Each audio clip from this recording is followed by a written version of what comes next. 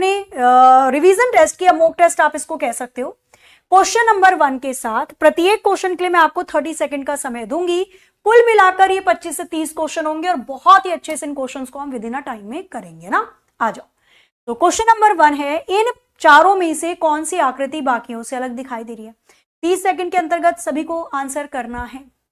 Select the odd one out image. इन चारों में से कौन सी आकृति बाकियों से अलग दिखाई दे रही है, वर्गीकृत दिखाई दे रही है, विषम दिखाई दे रही है? पहला, दूसरा, तीसरा, चौथा। तो सबको ध्यान पूर्वक देखोगे तो पता चलेगा बाकी सबको बीच में से काटा हुआ है। इस सर्किल को बीच में से काटा, आधा हिस्सा में बांट दिया, बीच में से काटा, आधे आधे हिस्से में बांटा गया है, बीच में से काटा, आधे आधे।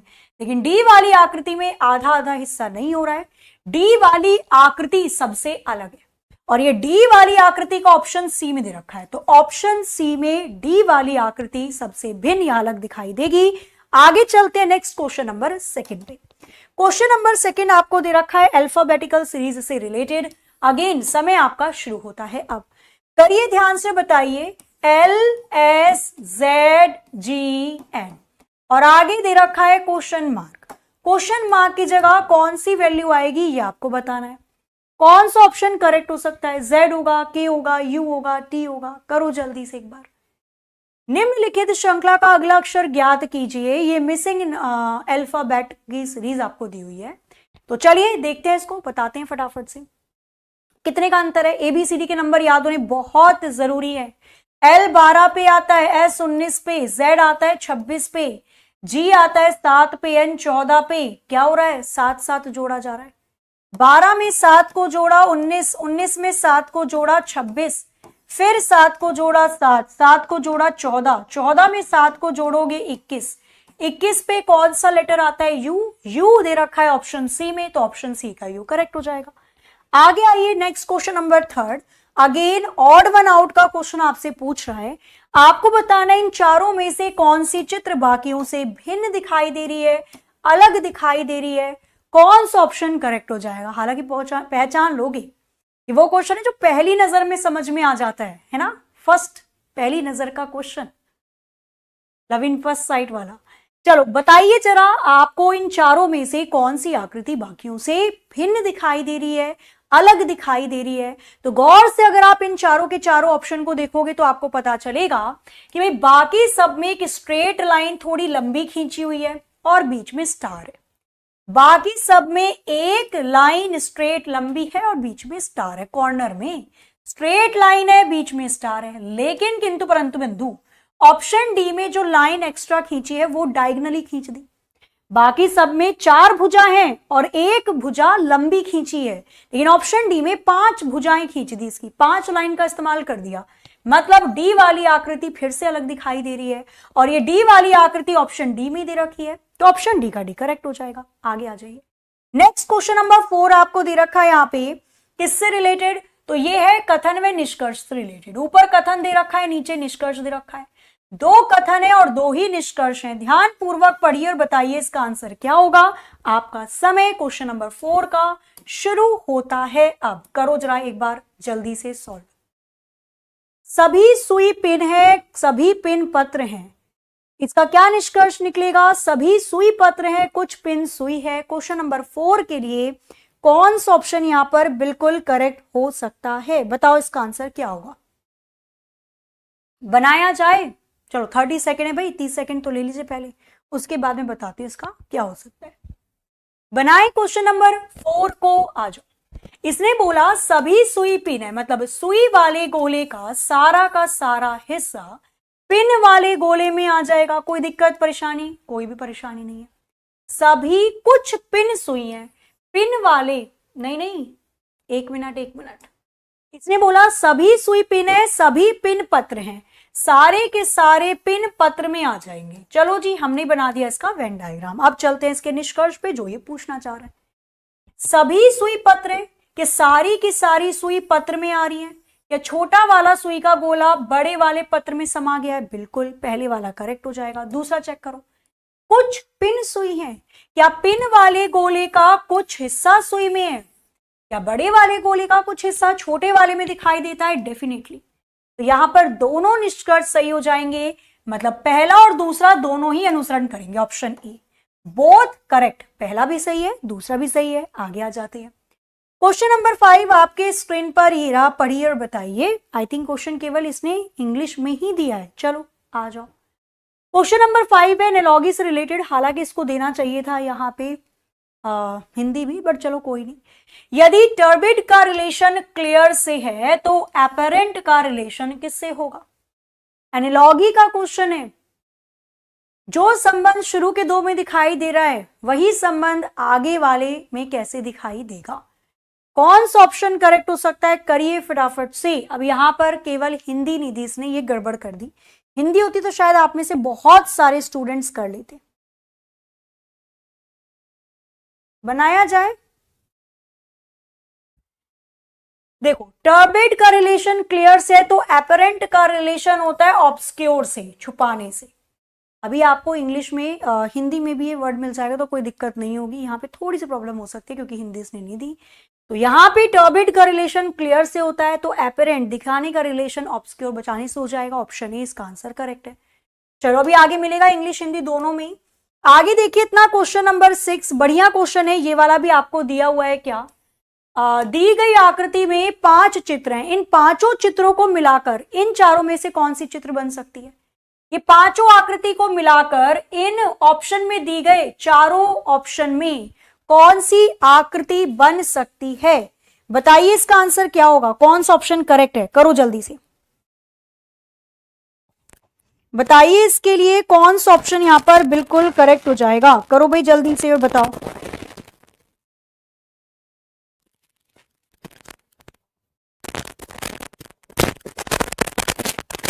क्या कह रहे हो मैम? टर्बिड का मतलब क्या होता है?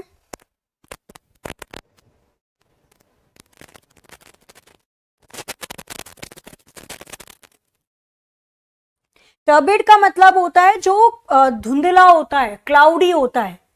ये दोनों ना एक दूसरे के एंटोनियम है। टर्बिड मतलब होता है जो क्लाउडी होता है, धुंधला होता है। उसका विपरीत है क्लियर, साफ साफ दिखाई दे रहा है। एपरेंट का मतलब होता है जो सीधा दिखाई देता है। ऑब्सक्योर का मतलब होता है अप्रसिद्ध, जो कम दिखाई दे रहा है। तो यहाँ पे ये अपोजिट वर्ड दे रखे हैं। मैं वही कह रही हूँ, हिंदी नहीं है इसलिए दिक्कत हो रही है। ठीक है, आ जाओ इधर बनाए। तो ये चारों पांचों की पांचों आकृति आनी चाहिए। किस ऑप्शन में पांचों की पांचों आकृति का इस्तेमाल हो रहा है? सेम यही।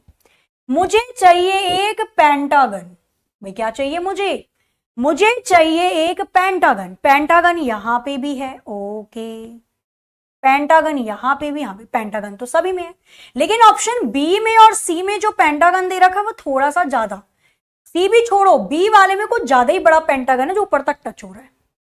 आगे आ जाते हैं। मुझे चाहिए एक triangle, right angle triangle. Right angle triangle यहां पे भी है, राइट एंगल ट्राइंगल यहां पे भी है, राइट एंगल ट्राइंगल यहां पे भी है। तो खैर वैसे कट ही गया है। राइट एंगल ट्राइंगल यहां पे भी है, ओके। आगे आ जाओ और देखो। भाई एक मिनट, अगर मैं देखूं तो राइट एंगल ट्राइंगल यहां पे भी तो दिखाई दे रहा है। मैंने क्यों हटाया? क्योंकि कोई बात नहीं, हमारा पेंटागन भले ही बड़ा है पर और आकृति इसमें मिल रही है, इसलिए मैंने बी को हटाया है। ठीक है जी, सभी में देखो अभी तो फिलहाल, जब तक पूरा नहीं मिल जाता। इसके बाद मुझे दो चाहिए यहां पे इक्विलेटरल ट्राइंगल के टाइप की आकृति। दो चाहिए इक्विलेटरल ट्राइंगल। तो यहां पे तो कोई भी इक्विलेटरल ट्राइंगल ही नहीं बन रहा है। पता नहीं क्या करने की कोशिश कर रहा है। ऑप्शन ए तो नहीं दिखाई दे रहा है यहां पे बनता हुआ। ऑप्शन सी में देखो, ये एक इक्विलेटर बन गया, बाकी तो और कहीं नहीं दिखाई दे रहा।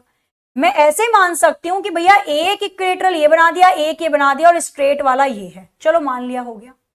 यहां पे केवल एक स्ट्रेट ट्राइंगल है और दो दूसरा दिखाई नहीं दे रहा। अब बी में आ जाओ। बी में मैं कह सकती हूं कि इसने एक ट्राइंगल राइट एंगल वाला ये बना दिया नीला, और दो चाहिए थे हमें और एक्स्ट्रा ट्राइंगल इक्विलेटरल टाइप, वो ऊपर बन गए, और एक पेंटागन चाहिए था वो मुझे यहां पे मिल गया। तो अभी जो मेरा आंसर होने की संभावना है वो या तो बी वाली आकृति हो सकती है या तो सी वाली हो सकती है। अब दूसरी चीज और देखो, बाकी तो कट गई। मुझे एक आकृति चाहिए कुछ ट्रेपीजियम टाइप की दे रखी है। अब क्या ऑप्शन सी में बची हुई आकृति ट्रेपीजियम दिखाई दे रही है? कतई नहीं। जो हमने काटा था वही निकला ना, इसलिए मैं कहती पहले पूरा ही देख लेते हैं। लेकिन ऑप्शन बी में जो बची हुई आकृति है वो ट्रेपीजियम दिखाई दे रही है। ये सारी की सारी पांचों आकृति थोड़ा सा चेंजेस करके मुझे ऑप्शन बी में दिखाई दे रही है, बाकी किसी में तो कतई नहीं दिखाई दे रही। ये बी वाली आकृति ऑप्शन डी में है, तो ऑप्शन डी का बी बिल्कुल करेक्ट हो जाएगा। बढ़िया क्वेश्चन था भाई, चित्र से रिलेटेड था। आगे आ जाओ। क्वेश्चन नंबर 7 आपके स्क्रीन पर ये रहा, सामान्य ज्ञान पर आधारित एनालॉजी का क्वेश्चन आपको दिया हुआ है, पढ़िए और बताइए। यदि किसी प्रकार से जापान का रिलेशन टोक्यो से है तो चीन का रिलेशन किससे होगा? यदि किसी प्रकार से जापान का रिलेशन टोक्यो से है तो चाइना का रिलेशन किससे होगा? Oslo, Beijing, New Delhi, Havana. Question number 7 के लिए कौन सा ऑप्शन करेक्ट हो सकता है? करो एक बार जल्दी से बताइए, इसके लिए कौन सा ऑप्शन करेक्ट होगा? तो ये राजधानी है, जापान की राजधानी, जापान की कैपिटल टोक्यो, चाइना की कैपिटल राजधानी बीजिंग। ऑप्शन बी इसका आंसर करेक्ट हो जाएगा। क्लियर है? चाइना में जो ब्राउजर का इस्तेमाल होता है वो बाइडू है। चाइना के लोग केवल उसी इंटरनेट पर चीज को देख सकते हैं जो उनकी सरकार दिखाना चाहती है। ठीक है, ये वेब ब्राउजर है। जैसे हमारे पास गूगल क्रोम है, हम तो सभी चीज इस्तेमाल करते हैं, है ना, लेकिन चाइना में केवल छाट कर उनको चीजें दिखाई देती है, वो हर चीज नहीं देख पाते। हमें गर्व है, हम भारतीय हैं। आगे आ जाओ। मेज, कछुआ, फर्नीचर तीनों के बीच में कौन सा वेन डायग्राम बनाया जा सकता है? पढ़िए और बताइए इसका उत्तर क्या होगा। मेज, कछुआ और फर्नीचर तीनों के बीच में कौन सा वेन डायग्राम बनाया जा सकता है? क्या सारी टेबल कछुआ है? नहीं। क्या सारे टेबल फर्नीचर में आते हैं? हाँ जी। दुनिया में जितनी भी टेबल हैं सारी की सारी टेबल फर्नीचर का हिस्सा है। दुनिया में जितनी भी मेज हैं सारी की सारी मेज फर्नीचर का हिस्सा है। क्या फर्नीचर का कछुए से रिलेशन है? नहीं। क्या टेबल का कछुए से रिलेशन है? नहीं। कछुए के लिए, टर्टल के लिए अलग सर्किल बन जाएगा। तो जो वेन डायग्राम इन तीनों को दर्शा रहा है वो ऑप्शन बी वाला है। सारे टेबल फर्नीचर है और कछुआ इन दोनों से अलग हो जाएगा। ऑप्शन बी 100% सही। आगे आ जाओ। नेक्स्ट क्वेश्चन है कथन धारणा का। बड़ा अच्छा क्वेश्चन होता है, लॉजिकल रीजनिंग का। थोड़ा सोचना पड़ता है, दिमाग पे जोर डालना पड़ता है। ठीक,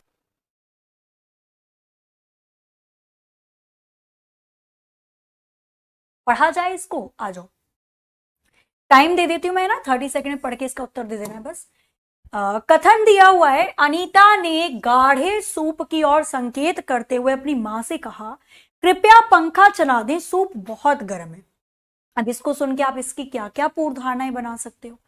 तो पहली पूर्व धारणा, चलता हुआ पंखा गर्म वस्तुओं को ठंडा करता है। अनीता गर्म सूप पीना पसंद करती है। मतलब कथन से आप क्या क्या चीजें निकाल सकते हो, क्या विचार, क्यों बोला होगा पंखा चलाने के लिए। अगर सूप गर्म है तो पंखा इसलिए चलाने के लिए बोला होगा ताकि वो ठंडा हो जाए, जाहिर सी बात है। तो भाई पंखा, चलता हुआ पंखा गर्म वस्तुओं को ठंडा करता है, बिल्कुल करता है। गर्म दूध है, चाय है, पंखे के नीचे रख दो, ठंडी हो जाएगी, तभी तो पंखा चलाने के लिए बोला उसने। अनीता को गर्म सूप, अगर अनीता को गर्म सूप पीना पसंद होता तो वो मम्मी से पंखा चलाने के लिए क्यों बोलती। पंखा चलाने के लिए इसलिए बोला गया क्योंकि सूप गर्म है तो उसको ठंडा करना है। ठीक है, तो यहां पे अनीता को गर्म सूप पसंद है, ये कोई भी पूर्व धारणा नहीं निकल सकती। अगर उसे पसंद होता तो पंखा चलाने के लिए बोलती नहीं। यहां पे 100% केवल पहले वाली धारणा अंतर्निहित है। मैंने आपको पहले भी बताया था, जब भी बात होती है कथन पूर्व धारणा की, स्टेटमेंट अजम्पशन की, तब आपको क्या करना होता है, केवल वही अजम्पशन सही होता है जो कथन से रिलेटेड हो, जो उससे विचार निकाले जा सकते हैं। ठीक है, आगे आ जाओ। नेक्स्ट क्वेश्चन नंबर 10, ये और बढ़िया क्वेश्चन होते हैं। ठीक है, इसलिए मैं सारे क्वेश्चंस आपके लिए लेकर आ रही हूं ताकि प्रैक्टिस करो तो फिर सबकी हो जाए आपकी। प्रीवियस ईयर के इंक्लूडेड है इसके अंदर और मोस्ट एक्सपेक्टेड भी है, लॉजिकल, वर्बल, नॉन वर्बल सबको मिलाकर। क्वेश्चन नंबर 10 आपके स्क्रीन पर ये रहा, प्रश्न और तर्क आपको दे रखा है, पढ़िए ध्यान से, बताइए। तो कोई समस्या आई, अब उसको सॉल्व करने के लिए दो बंदे आपने रखे हुए हैं, एक ने बोला ये करो, एक ने बोला ये करो। कौन सा तर्क मानने के लिए आप मजबूर हो गए वो आपको बताना होगा। प्रश्न दे रखा है, मासिक आधार पर नगर पालिका द्वारा पानी का मीटर लगाकर उसका शुल्क लिया जाना चाहिए। एक ने बोला हाँ, लोग इससे पानी का उपयोग जिम्मेदारी पूर्वक करेंगे। दूसरे ने बोला नहीं, ये अनैतिक है, क्योंकि पानी एक प्राकृतिक संसाधन है, इसीलिए इसे निःशुल्क होना चाहिए। क्वेश्चन नंबर 10, बताइए आप किस तर्क को मानने के लिए मजबूर हो जाएंगे, या कौन सा तर्क सही दे रखा है ये आपको बताना है। बताओ। समस्या का समाधान करना है, ध्यान रखना, ये पूर्व धारणा नहीं है। वो तर्क मजबूत होगा जिससे उस समस्या का समाधान किया जा सके, सॉल्व किया जाए प्रॉब्लम को। तो मासिक आधार पे नगर पालिका के द्वारा पानी का मीटर लगाकर शुल्क किया जाना चाहिए। क्यों कहा जा रहा है? क्योंकि पानी की बर्बादी हो रही है, पानी की कमी है, तभी तो ये बोला जा रहा है। हाँ, लगा दो मीटर, लोग इससे पानी का उपयोग जिम्मेदारी पूर्वक करेंगे, जाहिर सी बात है। जब आप मीटर लगा दोगे तो लोग पानी को उतना ही यूज करेंगे जितनी की जरूरत है। ठीक है भाई, अगर सपोज फ्री में कोई चीज मिल रही है, फ्री में है ना, तो लोग उसको बहुत ज्यादा वेस्ट करते हैं। कुछ भी हो, मैं आपको एक बहुत अच्छा एग्जांपल देती हूं। अगर आप किसी के पार्टी में गए हो, शादी में गए हो, खाना मिल रहा है या कुछ भी मिल रहा है, ठीक है, तो आप उसको ना बहुत खाते हो और कुछ छोड़ देते हो थाली में और उसको फेंक देते हो। होता है ऐसा, जनरली सभी के साथ होता है ना। लेकिन अगर आप किसी होटल में गए हो और आपको पैसे देने पड़ रहे हैं और तब आपको थाली मिल रही है, आप उसमें से एक भी चीज नहीं छोड़ोगे। होता है ऐसा। तो जब आपको पेमेंट देनी पड़ती है, भुगतान करना पड़ता है, तो आप उस चीजों की एक एक पॉइंट को देखते हो। अगर बिजली का बिल ना आए, सपोज फ्री कर दें बिजली का बिल ही नहीं आ रहा है, तो आप सब कुछ चलता छोड़ दोगे। टीवी चलेगा 24 घंटे, एसी चलेगा, कूलर चलेगा, हीटर चलेगा, सब चलेगा। लेकिन अगर बिजली का बिल देने की बात आ जाए, फिर आप बहुत ही ध्यानपूर्वक खर्च करोगे बिजली को। पैसा देना पड़ रहा है ना उसका, वो वाला काम है। नहीं, अनैतिक है, चूंकि पानी एक प्राकृतिक संसाधन है इसलिए निःशुल्क होना चाहिए। तर्क दूसरा मजबूत नहीं है। अगर आप निःशुल्क कर दोगे तो क्या ये समस्या का समाधान कर देगा? नहीं। हमें केवल वही तर्क मजबूत दिखेगा जिससे प्रॉब्लम को सॉल्व किया जा सकता है। ऑप्शन 1 इसका आंसर, या पहले वाला आर्ग्यूमेंट इसमें स्ट्रांग हो जाएगा। Option C will be the right answer. ठीक है जी। पानी भी बॉटलों में मिल रहा है, नहीं मिल रहा? किसी ने सोचा था कि पानी खरीद के पीना पड़ेगा? कभी नहीं सोचा था किसी ने। भाई अगर आप गांव में या शहर में भी हो, किसी के घर के सामने देख लोगे तो नल लगा रहता था, सरकारी नल होता था, नहीं, जिसको आप हैंड पंप, जिसको ऐसे करके खींचते थे, पानी निकलता था, फ्री में पानी था। किसी ने सोचा ही नहीं था कि पानी के खरीद के पीना पड़ेगा, बट पी रहे हैं लोग, है ना। तो ये सारी चीजें हो रही हैं। अब कुछ टाइम पे लग रहा है कि वो वाली बात भी सच हो जाएगी कि हवा भी खरीदनी पड़ेगी। अगर आप कहीं पहाड़ पर जा रहे हो, कहीं ऐसी जगह जा रहे हो जहाँ पॉल्यूशन है, तो वहां आपको एयर बैग मिलेंगे पैसों में, है ना, थोड़ी सी सांस ताजी मिलेगी। बताओ क्या क्या हो जाएगा इस पृथ्वी पे। क्वेश्चन नंबर 11 पढ़िए, बताइए। कोडिंग डिकोडिंग का क्वेश्चन है। यदि किसी प्रकार से इरेक्ट को लिखा जाता है GTGEV, तो आपको बताना है उसी प्रकार से फीमेल को क्या लिखा जाएगा। तो भैया सारे लेटर आपको दे रखे हैं, उन लेटर से लेटर को बनाना है और कुछ भी नहीं करना है, अक्षर से अक्षर को बना रखा है। ई दे रखा है, EFG, दो को जोड़ा हुआ है। RST, EFG, CDE, TUV, सब में +2 +2 +2 +2 +2 कर रखा है। F के बाद क्या आता है? GH आ जाएगा, दो को जोड़ना है ना, +2 +2 +2। EFG आ जाएगा, MNO आ जाएगा, ABC आ जाएगा, LMN आ जाएगा, EFG आ जाएगा। कहां दे रखा है? HGOCNG। Option C will be the right answer. +2 +2 +2 केवल इसी सीरीज को आगे तक कंटिन्यू रखा गया है। सी इसका 100% सही आंसर हो जाएगा। आगे आ जाइए नेक्स्ट। इनमें से कौन सी आकृति बाकियों से अलग दिखाई दे रही है? ऑड वन आउट दिखाई दे रही है। क्वेश्चन नंबर 12 आपके स्क्रीन पर ये रहा, पढ़िए और बताइए। Which of the following picture is different from the others? कौन सी आकृति बाकियों से अलग दिखाई दे रही है? आसान है क्वेश्चन, फटाफट से आंसर बताने हैं। क्या हो सकता है? करो जरा एक बार जल्दी से।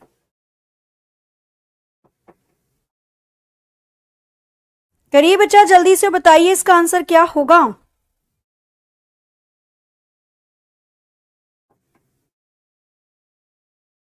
आंसर आना स्टार्ट भी हो चुका है, रुको अभी देखते हैं कौन सा ऑप्शन यहां पर बिल्कुल करेक्ट हो जाएगा। करिए जी और बताइए इसका आंसर।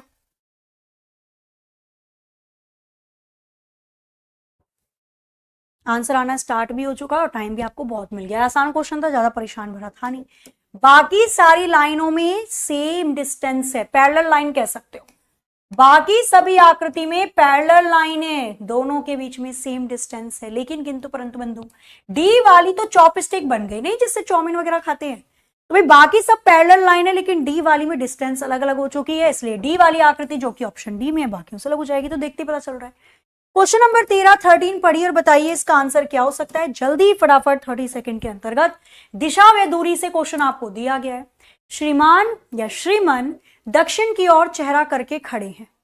वह पहले 90 डिग्री दक्षिणावर्त क्लॉकवाइज डायरेक्शन में घूमते हैं, फिर 180 डिग्री एंटी क्लॉकवाइज घूमते हैं। अब वह कौन सी दिशा में होंगे, मतलब अब उनका चेहरा कौन सी दिशा में होगा। ईस्ट, वेस्ट, साउथ, नॉर्थ, दोनों तरीके से क्वेश्चन को कर सकते हो। ट्रेडिशनल मेथड क्या कहता है? ट्रेडिशनल मेथड कहता है कि पहले बना लो डायग्राम। ऊपर होता है नॉर्थ, नीचे south, east, west. North east इन दोनों के बीच में आ जाएगा। साउथ ईस्ट यहां पे, साउथ वेस्ट यहां पे, नॉर्थ वेस्ट यहां पे। क्वेश्चन में बोला गया क्या कि श्रीमन का चेहरा दक्षिण की ओर में है, तो हमने मान दिया श्रीमन यहां पे है और उनका चेहरा है दक्षिण में। इसने बोला पहले वो 90 डिग्री क्लॉकवाइज घूमते हैं, तो घड़ी की दिशा में पहले वो 90 डिग्री घूमे, मतलब अब उनका चेहरा वेस्ट में आ गया। फिर बोला उसके बाद 180 डिग्री वो एंटी क्लॉकवाइज घूमते हैं, मतलब उन्होंने फिर 180 डिग्री एंटी क्लॉकवाइज घड़ी के विपरीत दिशा में घूमा, अब उनका चेहरा इधर आ गया। अब श्रीमन का चेहरा कौन सी दिशा में होगा? ईस्ट में होगा, पूर्व में। तो पहला तरीका तो ये रहा क्वेश्चन को करने का। अच्छा मैम, दूसरा क्या होगा? दूसरा तरीका होता है स्टार्टिंग लिखो, पहले व्यक्ति का चेहरा कौन सी दिशा में था। तो व्यक्ति का चेहरा था पहले साउथ डायरेक्शन में। हमें दिया हुआ है व्यक्ति दक्षिण की तरफ या साउथ की तरफ चेहरा करके खड़ा था। पहले वो 90 डिग्री क्लॉकवाइज घूमता है, फिर वो 180 डिग्री एंटी क्लॉकवाइज घूमता है। अब कौन सी दिशा में होगा ये पूछा जा रहा है। आ जाओ बना लेते हैं। 90 डिग्री क्लॉकवाइज से 180 डिग्री क्लॉकवाइज माइनस करोगे, 180 से 90 गया, 90 बचेगा। कौन सी वैल्यू बढ़ी? 180, साथ में लिखा हुआ है एंटी क्लॉकवाइज। तो मैंने 180 एंटी क्लॉकवाइज से 90 डिग्री क्लॉकवाइज को काट दिया, मेरे पास बचा 90 डिग्री एंटी क्लॉकवाइज। यदि किसी व्यक्ति का चेहरा साउथ में है और जब आप उस व्यक्ति को 90 डिग्री एंटी क्लॉकवाइज घड़ी के विपरीत दिशा में मोड़ोगे, तो उस व्यक्ति का चेहरा ईस्ट में आ जाएगा, पूर्व में आ जाएगा। आंसर डायरेक्टली पूर्व आ जाएगा। तो चाहो तो आप इस तरीके से भी कर सकते हो, चाहो तो डायग्राम बनाकर भी कर सकते हो। ऑप्शन के आंसर में कोई भी अंतर नहीं आता। आगे आ जाइए। क्वेश्चन नंबर 14, अगेन फिर से क्वेश्चन दे दिया आपको प्रश्न और कथन का। ये भी बड़ा अच्छा क्वेश्चन है। ये क्वेश्चन कैसे होते हैं? इन क्वेश्चन के अंदर आपसे क्वेश्चन पूछा जाता है, उस क्वेश्चन का उत्तर देने के लिए आपको कौन से कथन का इस्तेमाल करना है ये आपको चेक करना होता है। ठीक है, अब दिख रहा है, बहुत ही अच्छे से दिख रहा होगा। आपसे प्रश्न पूछा गया और इस प्रश्न का उत्तर देने के लिए आपको दोनों में से किस कथन का इस्तेमाल करना पड़ेगा ये आपको देखना है। पहले वाले से भी आंसर आ जाएगा, दूसरे वाले से भी आ जाएगा, दोनों को मिला के आंसर आएगा या किसी से भी नहीं आएगा। पूछा क्या गया? बी के सापेक्ष में ए की दिशा, ए की डायरेक्शन बतानी है बी की नजरों से। क्या मैं पहले कथन से बना सकती हूँ? सी बी के पूर्व में है, देख लो चेक करके, सी बी के, तो मैंने बी के पूर्व में सी को बना दिया। डी सी के दक्षिण में है, डी जो है वो सी के दक्षिण में बना दिया। ए डी के पश्चिम में है, ए जो है वो डी के पश्चिम दिशा में है, मैंने ऐसे बना दिया। क्लियर? क्या मैं पहले वाले कथन से बता सकती हूं कि बी की नजरों से ए की दिशा क्या है? तो बी की नजरों से देखो, ए कौन सी दिशा में आ जाएगा? नीचे, मतलब दक्षिण दिशा में आ जाएगा। बता सकती हूं ना? हाँ। दूसरा चेक करो, सी ए के उत्तर में है, सी जो है वो ए के उत्तर में है, तो ए के उत्तर में मैंने सी को बना दिया। आगे बी सी के दक्षिण में है, बी जो है वो सी के दक्षिण में है, तो सी के दक्षिण में या सी ए के उत्तर में है और बी सी के दक्षिण में है, तो सी के दक्षिण में बी भी है। क्या आप इससे पता लगा सकते हो कि बी की नजरों से ए की दिशा क्या होगी? बताओ जी, दोनों में से किसका इस्तेमाल करके पता लगाया जा सकता है? दूसरे वाले से बिल्कुल नहीं पता लगा सकते। पता लगा सकते हो क्या? हमें तो नहीं लगता। भाई मैं दूसरे वाले से नहीं पता लगा सकती, हो सकता है सी के नीचे ए है तो बी इधर बैठा हो सकता है बी इधर बैठा हो, हमें नहीं पता 100%। तो दूसरे वाले से पता कंफर्म नहीं लगा जा सकता, लेकिन पहले वाले कथन से मैं कंफर्म बी के नजरों से ए की दिशा बता सकती हूं। तो अकेला पहले वाले स्टेटमेंट से उत्तर निकाला जा सकता है, दूसरे वाले से नहीं निकाला जा सकता। मतलब अकेला पहला वाला पर्याप्त होगा लेकिन दूसरे वाला पर्याप्त नहीं है। Option D will be the right answer. भैया मुझे नहीं पता ना सेकंड वाले कथन से कि बी ए के लेफ्ट में राइट में है, तो हाउ कैन वी नो कि भाई कहां से निकलेगा, लेकिन मुझे पहले वाले कथन से 100% पता चल रहा है। आगे आ जाइए, नेक्स्ट क्वेश्चन आपको दे रखा है, क्वेश्चन नंबर 15। ध्यान से पढ़िए और बताइए इसका उत्तर। उपरोक्त वेन डायग्राम के एक कक्षा में 3 गेम खेलते हैं बच्चे, MNL। कक्षा में छात्रों की कुल संख्या, total number of student, class में टोटल नंबर ऑफ स्टूडेंट कितने होंगे, बताइए जरा उत्तर क्या आएगा। 101, 98, 100 या 102। टाइम रहते 30 सेकंड में आंसर करके बताना है क्या हो सकता है।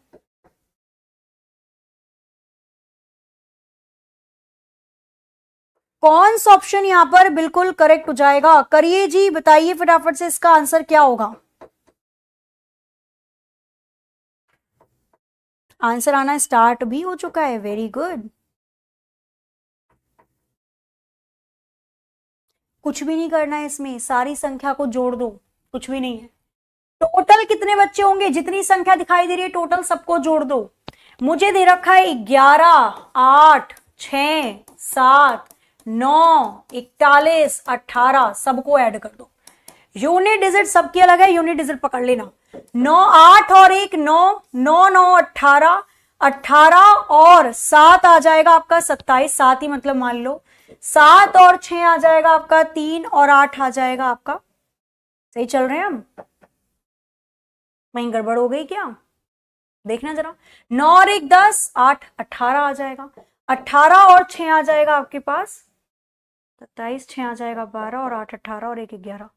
सही है, कहीं गड़बड़ हो गई मुझे ऐसा लग रहा है, क्यों क्यों देखना जरा एक बार। 41 और 9 आ जाएगा आपके पास 50, ठीक है।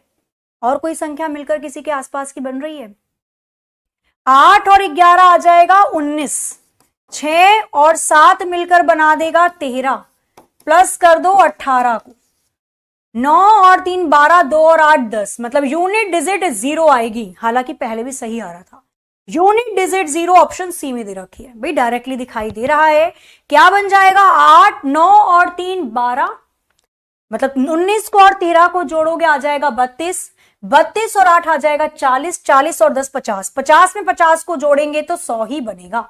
100 ऑप्शन सी, सारी संख्या जोड़ दो जितनी दे रखी है, 100 इसका आंसर बिल्कुल करेक्ट होगा।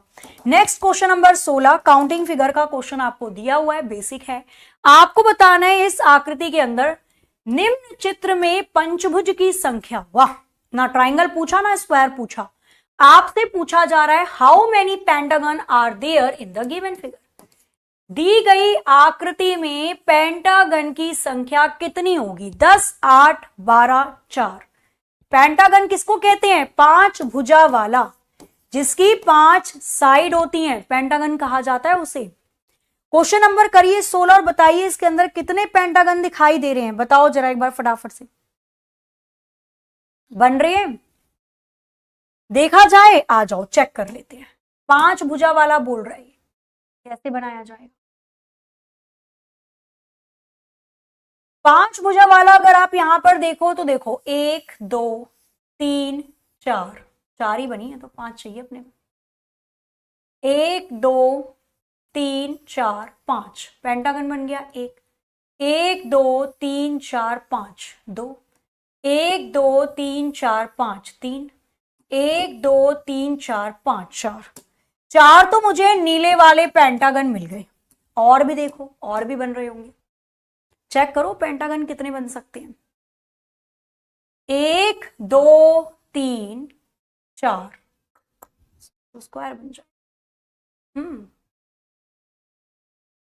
1 2 3 4 5, एक पेंटागन लाल हो गया। 1 2 3 4 5, इसी तरीके से सारे बनेंगे, 1 2 3 4 5 और 1 2 3 4 5, 5 मतलब 4 पेंटागन मुझे लाल वाले मिल गए। पेंटागन मतलब 5 भुजा वाला और कुछ भी नहीं है। और बताओ कोई पेंटागन दिखाई दे रहा है क्या? और भी पेंटागन यहां पर आपको बनता हुआ दिखाई दे रहा है क्या? 1 2 3 4 5, देखना जरा। आज पता नहीं हमें क्यों नहीं दिखाई दे रहा, या 8 ही होंगे इसके अंदर, और कोई पेंटागन बन रहा है?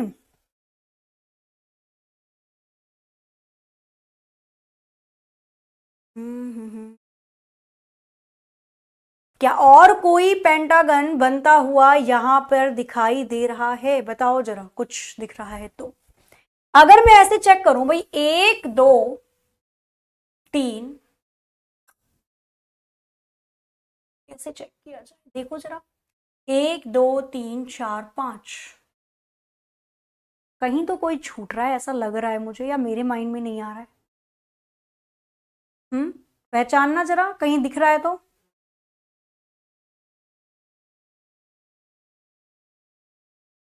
निकल रहा है किसी का? 12 12 12 आ तो रहा है। देखो भाई कोई सा छूटा हो, क्योंकि मुझे लग रहा है बनेगा, बट कहाँ बनेगा? या 8 ही होंगे इसके अंदर।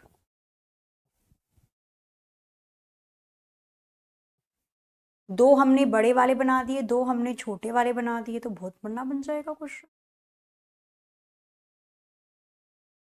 हमने बड़े वाला गिन लिया, हमने ये वाला गिन लिया, 1 2 3 4 5, ये वाला काउंट कर चुके हैं हम ये वाला काउंट कर चुके हैं। 1 2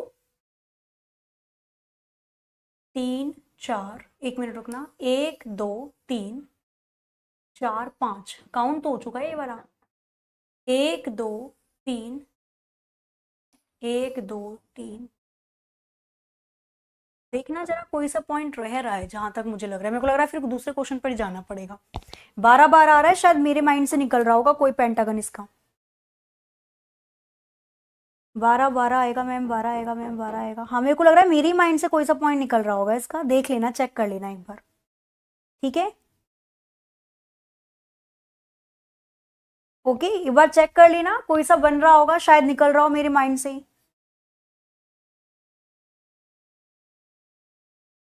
है ना? कोई सा पॉइंट एक बार देख लेना। 12 आ रहा है, एक बार चेक कर लेना इसको सभी। मैं भी अभी देखती हूँ, थोड़ी देर में रुक जाओ, उसी क्वेश्चन पर अटकने से अच्छा थोड़ा सा आगे निकल जाते हैं। नेक्स्ट बताइए, इन चारों में से कौन सी आकृति बाकियों से अलग दिखाई दे रही है? भिन्न बतानी है, कौन सी आकृति भिन्न है।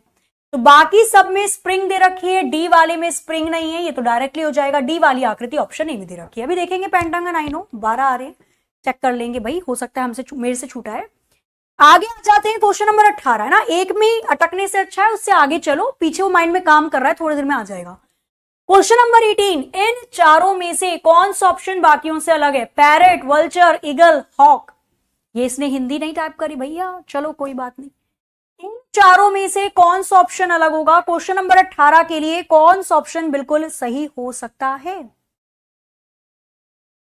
इन चारों में से कौन सा ऑप्शन बिल्कुल सही होगा? करिए फटाफट से, बताइए इसके लिए कौन सा ऑप्शन यहां पर आपको सही दिखाई दे रहा है। हाँ हाँ हाँ हाँ हाँ, देखो मैं वही कह रही थी ना, माइंड में चल रहा है, अपने आप आ जाएगा। देखो हमने सारे गिन लिए थे, 4 4 हो गए थे हमारे, चार कहां तक हो गया था मामला? 1 मिनट, 1 मिनट रुकना ना, बस पिंक वाले हटा दो। यहां तक हो गया था ना हमारा मामला सेट, कि भाई 4 हो गए लाल वाले, 4 हो गए नीले वाले। अब यहां पर एक देखना, 1 2 3 4 5, 4 बने हरे वाले, मतलब पेंटागन का एक हीरा। 1 2 3 4 5, पेंटागन एक और बना। आगे 1 2 3 4 5, 1 2 3 4 5, ये भी तो 5 5 भुजा है भैया। अंदर की तरफ देखो, 1 2 3 4 5, ऐसे बन रही आकृति, मतलब 4 आकृति हरी वाली भी बनी। टोटल कितने हो जाएंगे? 4 4 8 4 12, ठीक है। बीच वाले तो रह ही गए थे, बीच वालों पर थोड़ा ध्यान ही नहीं दिया, वो तो बाद में आप लोगों के कमेंट भी पढ़े मैंने सोचा 12 इतने लोग कर रहे हैं तो होएगा ही, है ना। तो 12 देखो, 4 हो गए नीले वाले, 4 हो गए लाल वाले, 4 हो गए हरे वाले, ध्यान है। इस तरीके से आप देख सकते हो। अगर मैं नीले वाले की बात करती हूं तो ये देखो 1 2 3 4 5 ऐसे 4 4 बनेंगे, ये पेंटागन है। अगर मैं लाल वाले की बात करती हूं तो लाल वाले में कैसे है 1 2 3 4 5, लाल वाले ऐसे 4 बनेंगे पेंटागन। और एक और सॉरी हरे वाले जो मैंने बताया, हरे वाले में 1 2 3 4 5, हरे वाले 4 बनेंगे इस तरीके से, लाल वाले 4 बनेंगे, नीले वाले 4 बनेंगे। तो 4 तिया 12, टोटल 12 ही पेंटागन आएंगे। ठीक है, हो गया ना। इसलिए मैं कहती हूं कि जब भी थोड़ा क्वेश्चन आपका अटक जाता है तो डेफिनेटली थोड़ा सा आराम करना है आपको, और उसके बाद क्योंकि वो पीछे काम कर रहा होगा उस पर फंसना नहीं है। कौन सा लगे, पैरट सबसे अलग हो जाएगा, तोता, बाकी सब एक ही प्रवृत्ति के होते हैं। चील हो गया, वल्चर हो गया, हॉक हो गया, सब एक प्रवृत्ति के, गिद्ध हो गया, पैरट तोता इनसे अलग हो जाएगा, वो पालतू है, बाकी सब पालतू नहीं होते। आगे आ जाओ। यदि प्लस लगा दिया इसने, बोर्ड मास का रूल, केवल सॉल्व करके बताना है। यदि प्लस का मतलब है माइनस, माइनस का मतलब है मल्टीप्लाई, डिवाइड का मतलब है प्लस और मल्टीप्लाई का मतलब है डिवाइड, तो सॉल्व करिए, बताइए आंसर क्या आएगा। 14। माइनस की जगह क्या लिखना है मुझे, मल्टीप्लाई, प्लस की जगह मुझे क्या लिखना है, माइनस, मल्टीप्लाई की जगह डिवाइड करना है, और डिवाइड की जगह मुझे प्लस करना है। केवल कैलकुलेट कर दो, और कैलकुलेशन के लिए बोर्ड मास का रूल आपको ध्यान रखना है। Bracket of division, multiplication, addition, subtraction, bracket नहीं है, ऑफ नहीं है, डिवाइड करो पहले। तो 5 चौके 20 आ जाएगा, फिर मल्टीप्लाई करो। 14 की 8 में गुणा करेंगे, 8 चौके आ जाएगा 32, 3 हासिल, 8 एकम 8 और 3 11, 112। 112 में से 4 को घटाओ, 10 को जोड़ दो, जैसे मन करे वैसे कर लो। कितना आ जाएगा 122। 122 में से जब आप 4 को घटाओगे उत्तर क्या आएगा, 12 में से गया 4, बचेगा कितना 8, 1, 118। Option A will be the right answer. केवल कैलकुलेशन है, बोर्ड मास के रूल पे आधारित, और कुछ इसके अंदर बहुत बड़ा नहीं बताना था। आगे आ जाए, नेक्स्ट आ जाओ। देखो आपको बताना है इनमें से कौन सी आकृति बाकियों से अलग दिखाई दे रही है। क्वेश्चन नंबर 20 आपके स्क्रीन पर ये रहा, करिए फटाफट से, बताइए इसका उत्तर। कौन सी आकृति बाकियों से अलग है, चारों में से कौन सा ऑप्शन बाकियों से अलग नजर आ रहा है। करो, एक दो क्वेश्चन और कर लेते हैं फटाफट से। कौन सी आकृति बाकियों से अलग नजर आ रही है, तो बाकी सब में मिरर इमेज दे रखी है मुझे, बाकी सब में मुझे दर्पण प्रतिबिंब दिया हुआ है, दर्पण प्रतिबिंब। 2 का उल्टा है मिरर इमेज, 3 का उल्टा 7 का, लेकिन ये 5 मुझे सिंपल या बोल सकते हो रियल इमेज दे रखी है। बाकी सब में मिरर इमेज है, 5 रियल इमेज है। ऑप्शन डी, और जो कि डी में दे रखा है, आंसर हो जाएगा, क्योंकि भाई 5 की मिरर इमेज तो ऐसे बननी चाहिए थी ना, पर उसने मिरर इमेज ना देकर रियल इमेज दे दी, इसलिए डी बाकियों से अलग हो जाएगा। ये वाला क्वेश्चन देख लेना, मैं आपको पीडीएफ दूंगी उसके अंदर, क्योंकि अभी थोड़ा सा टाइम है, तो मैं सोच रही बस 2-3 क्वेश्चन फटाफट से एक बार कर लेते हैं। करिए और बताइए। क्वेश्चन नंबर 22, मिरर इमेज बतानी है। बाल्टी बनाकर दी हुई है और आपको बताना है कि भाई बाल्टी के नीचे मिरर लगाया हुआ है, बाल्टी के नीचे मिरर है, मिरर के नीचे की तरफ कौन सी आकृति दिखाई देगी, तो जो आकृति मिरर के ऊपर जितनी नजदीक है नीचे भी उतनी नजदीक होगी। पहले बाल्टी का तलवा आ जाएगा, फिर इस बाल्टी का मुंह आ जाएगा। बाल्टी का हैंडल ऊपर की तरफ है मिरर से, तो यहां पे भी ऊपर आ जाएगा। ऐसी आकृति हुबहू किस ऑप्शन में दिखाई दे रही है, तो 100% ऑप्शन बी में दिखाई दे रही है, और ऑप्शन बी या बी वाली आकृति ऑप्शन सी में है, तो ऑप्शन सी की बी आकृति बिल्कुल सही हो जाएगी। कर लोगे आराम से। ये क्वेश्चन थोड़े लॉजिकल रीजनिंग के, उसको एक बार देख लीजिएगा, ठीक है। और तो कोई क्वेश्चन मुझे दिख नहीं रहा, तो लॉजिकल रीजनिंग वाले क्वेश्चन मैं आपको एज अ पीडीएफ, मतलब पीडीएफ में दे रही हूं, अभी पीडीएफ में दे दूंगी मैं 1 या 2 घंटे के अंदर। क्वेश्चन को सॉल्व कर लेना, ठीक है। थोड़ा सा टाइम के अभाव के कारण क्लास को मुझे आज थोड़ा जल्दी छोड़ना पड़ेगा, और अभी मैं आपको एक होमवर्क का क्वेश्चन देती हूं जिसका आंसर मैं कल इसी टाइम आप लोगों को बताने वाली हूं, ठीक है। क्वेश्चन क्या है जिसका उत्तर आपको देना है, आपको बताना है क्या, आपको बताना है क्या, क्या बताना है आपको बताना है कि इस आकृति में टोटल नंबर ऑफ ट्राइंगल कितने होंगे, ठीक है। आकृति में टोटल त्रिभुज की संख्या कितनी होगी, ट्राइंगल कितनी होगी, इसके आगे की चीजें मैं आपको कल की क्लास में बताती हूँ। कल ऑन टाइम क्लास होगी, पूरी क्लास होगी, ठीक है, प्रॉमिस है मेरा। इस